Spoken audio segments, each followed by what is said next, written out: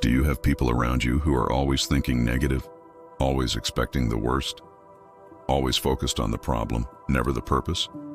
That environment is not harmless, it's contagious. Mindsets spread faster than information. If you walk with the fearful, you'll start doubting your next step. If you surround yourself with victims, you'll start shrinking your vision just to survive. But you weren't made to survive. You were made to win. And winning begins in the mind. A warrior guards the battlefield of thought, doesn't allow defeat to settle in the spirit, doesn't allow fear to be normalized in the circle. Because the mind determines momentum, and momentum determines outcome. Winning is not something you stumble into. It's not a lucky break. It's not a moment. Winning is a lifestyle. It's how you think. It's how you train. It's how you respond to obstacles. Victory doesn't begin in the spotlight. It begins in the silent choices made when you are alone. You wake up with intent. You show up with purpose. You train your mind before the world speaks to it. You don't wait for motivation. You operate on conviction. Because feelings fade, but principles last. You understand. The habits you live by determine the results you carry. And your habits? They don't lie. Your mind is the control center of your life. It is the gate through which everything flows. If you allow fear, doubt, and victimhood to settle in your thoughts, they will shape your decisions, limit your vision, and cap your potential. You must understand. What you meditate on becomes your mindset, and your mindset becomes your lifestyle.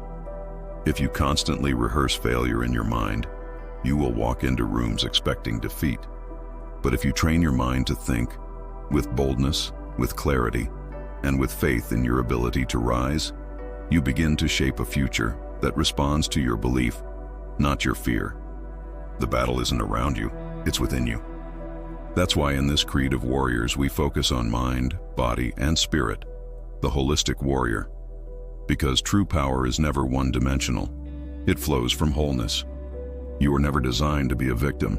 You were created to take dominion, to lead, to conquer. But that requires intentional mental discipline. You must fill your mind with words that lift you, visions that stretch you, and truths that anchor you. Stop feeding your mind things that shrink you, news that drains you, people who discourage you, thoughts that paralyze you. Your mind is not a dumping ground. It is sacred ground. Protect it. Guard it. Program it daily with the thoughts of a champion. Because if you don't control what enters your mind, the world will. And when the pressure comes, and it will, you don't rise to your wishes, you rise to your thinking. Let's be real. You've tried hype, you've tried intensity, but that fire faded when life hit back. So now you choose differently. You choose consistency. You choose ownership. You don't break under pressure, you break patterns. You don't run from the work, you run toward it. Because you're not chasing a win, you're becoming a winner. Winning isn't a trophy picked up once. It's a standard lived out every single day, not defined by one rep, one deal, or one speech, but by the thousands done in silence. Too often winning is treated like an event, a fleeting moment. But true victory doesn't wait for moments. It becomes the moment. The work is done in the dark, earned in the dirt. When life hits hard, there's no flinch. Because winning isn't occasional. It's a relentless code, not a one-time act, but a daily decision. Winning happens every day. Discipline defeats excuse. Every day the standard is kept, whether seen or unseen. We understand that winning is not a final destination. It's a decision, a code, our creed, a way of life. So think like a winner. Surround yourself with winners. Speak the language of discipline.